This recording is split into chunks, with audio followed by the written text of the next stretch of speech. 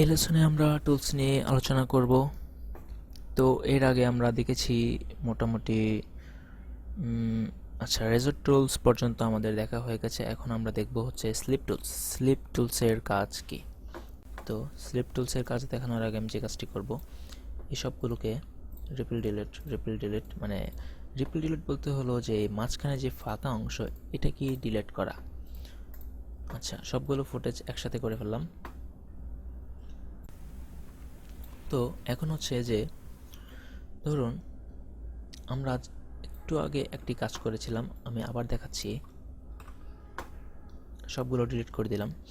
ধরুন এই ফুটেজটি এখান থেকে শুরু এবং ঠিক এই জায়গায় শেষ। আমি এটিকে কপি করলাম, কপি করে এখানে রাখলাম। তার মানে এই দুইটি হলো সেম ফুটেজ। এটা যেখান থেকে শুরু শেষ এবং এটাও ঠিক সেম জায়গা থেকে শুরু এবং শেষ। তার মানে যদি এরকম হতো যে আমাদের এখানে অন্য আরেকটি ভিডিও, ধরুন এটা রেপ্টো কমার্শিয়ালের এই ভিডিওটি এখানে আছে। আচ্ছা, আমি চাই যে এখন এই ভিডিওটির 20 সেকেন্ড, এটা আরও 20 সেকেন্ড পরে থেকে শুরু হবে এবং ভিডিও লেন্থ যা আছে তাই। তাহলে আমার যেটা করতে হবে, এটাকে এভাবে সরাতে হবে, এটাকে এভাবে টান দিয়ে ধরে 20 সেকেন্ড, এই যে 20 এই যে 20 সেকেন্ড এভাবে রাখতে হবে। তারপর এদিক থেকে আবার 20 সেকেন্ড কমিয়ে দিয়ে এভাবে নিয়ে যেতে হবে। তার মানে সেম লেন্থ রাখার জন্য এই কাজটা করতে হবে। তো আমি যদি চাই, আন্ডু দিলাম, এত কষ্ট করে এটাকে এইদিকে সরাতে হবে না, এটা ঠিক যেই জায়গায় থাকবে সেই জায়গায় থাকুক। জাস্ট আমি এখান থেকে স্লিপ টুলসটি নিয়ে এটাকে সিলেক্ট করে এইভাবে 20 সেকেন্ড এইদিকে দিয়ে দিব। এই হয়ে গেল আমার কাজ। আচ্ছা, এটা যেখানে যেভাবে ছিল সেভাবেই আছে এবং এটা টাইমটা চেঞ্জ হয়ে গেল। তো এভাবেই স্লিপ টুলসের কাজ। তারপর হচ্ছে স্লাইড টুলসের কাজটা প্রায় সেম, একটু আলাদা। এটা হচ্ছে যে এতক্ষণ আমরা দেখেছি যে এটার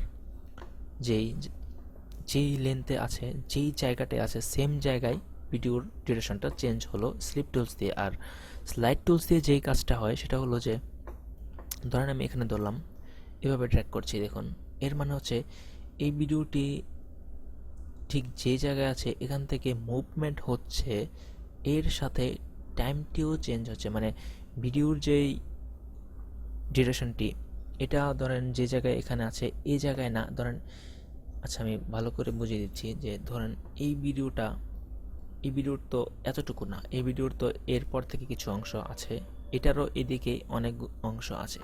তো আমি যদি এটাকে এভাবে ঠিক ধরে এই জায়গায় নিয়ে আসি, ছেড়ে দেই, তো এই ভিডিওটি এটার যেখান থেকে শেষ ছিল এবং এইখান থেকে যেই সিনটুকু শুরু ছিল এটা ঠিক সেম জায়গায় চলে এসেছে এবং এই ভিডিওটি দেখুন বড় হয়ে এদিকে চলে এসেছে এবং এটা ছোট হয়ে এখানে চলে গেল।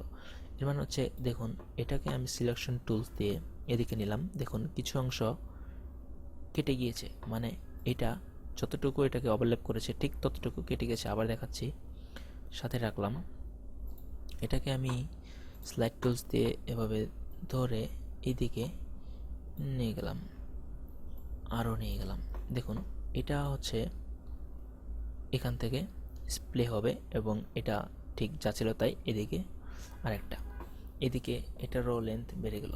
এভাবেই হচ্ছে এই টুলসের কাজ।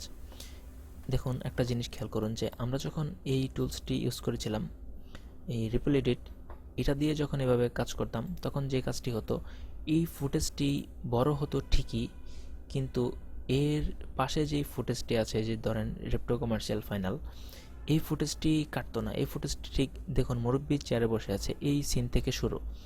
আমরা একটু সামনে গেলাম, এই সিনটি বড় হলো এবং এটা ঠিক যেখানে শুরু ছিল সেখানেই রয়েছে। আর যদি এই স্লাইড টুলস দিয়ে করি তাহলে এটাও সাথে সাথে কাটা শুরু হবে। দেখুন এটাও এদিক দিয়ে সিনটি একটু বেড়ে গেল, এটাও কমে ছোট হয়ে গেল। তো এই ছিল পার্থক্য।